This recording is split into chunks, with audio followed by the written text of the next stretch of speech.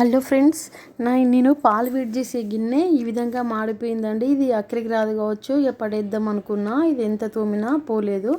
అయితే మా అత్తమ్మను మా అమ్మ నాకు ఈ టిప్ చెప్పిళ్ళు, ఇది ఈజీగా ఉంటుంది, ఇది చెయ్యి ఒకసారి ట్రై చేయని మా అత్తమ్మ అంటే, ఇంత మాడిపోయింది పోదత్తమ్మ అని నేను అన్నా. కానీ మా అత్తమ్మ పోతుంది, ఒకసారి ట్రై చేసి చూడు అని చెప్పింది.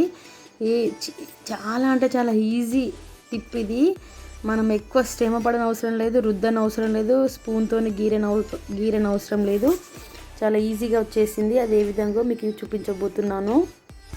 ఈ మాడిపోయిన గిన్నెలో బేకింగ్ సోడా ఉంటుంది కదా, మన ఇంట్లలో కంపల్సరీగా ఉంటుంది. ఆ బేకింగ్ సోడాను ఇందులో ఈ విధంగా చల్లుకోవాలి.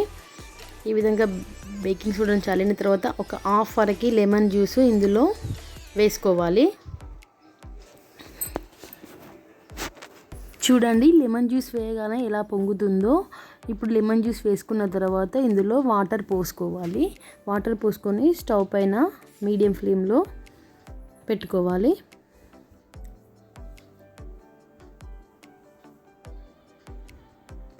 ఇందులో 1 టీ స్పూన్ వరకు సాల్ట్ వేసుకొని మరొక 1 టీ స్పూన్ వరకు సర్ఫ్ వేసుకొని మీడియం ఫ్లేమ్లో ఈ వాటర్ని మసలనివ్వాలి.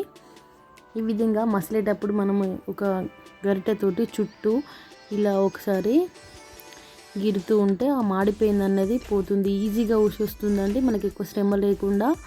ఒక 10 to 15 మినిట్స్ వరకు మీడియం ఫ్లేమ్లో పెట్టి ఇది మసలనివ్వాలి. మసలనిచ్చేసి స్టవ్ ఆఫ్ చేసి చల్లారనివ్వాలి. చల్లారనిచ్చి చూడండి ఎట్లా ఊడి వచ్చిందో. ఇప్పుడు మనం మీకు చూపిస్తాను. ఒక స్టెయినర్లో వడబోస్తున్నాను. మాడిపోయింది చూడండి ఏ విధంగా ఉందో.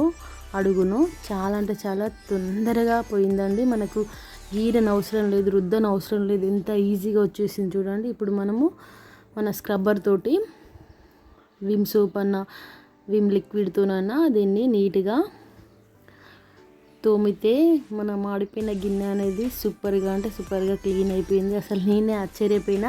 మా అత్తమ్మ మా అమ్మ వాళ్ళు చెప్తా అంటే గింత మాడిపోయిన గిన్నె అసలు పోదు, ఇది వేస్ట్, ఇది పడేయాల్సిందే అని అనుకున్నా. కానీ చాలా ఈజీగా అంటే ఈజీగా వచ్చిందండి. అందుకే అంటారు పెద్దలు చెప్పింది వినాలని. వాళ్ళు చెప్పి చూడండి ఎంత నీట్గా అయిపోయింది. అసలు నేనే పరిశాన్ అయినా. చాలా అంటే చాలా నీట్గా ఈజీగా వచ్చేసింది. మీ ఇళ్ళలో ఎప్పుడైనా మాడిపోయిన గిన్నెలు ఉంటాయి కదండి, అవి ఒకసారి ఈ చిన్న స్మాల్ పెద్దవాళ్ళు చెప్పిన టిప్ తోటి ట్రై చేయండి. మీకు కనుక ఈ టిప్ నచ్చేది ఉంటే లైక్ చేయండి. నా ఛానల్ని సబ్స్క్రైబ్ చేయండి. మీ ఫ్రెండ్స్ అండ్ రిలేటివ్స్కి షేర్ చేయండి. Thank you for watching.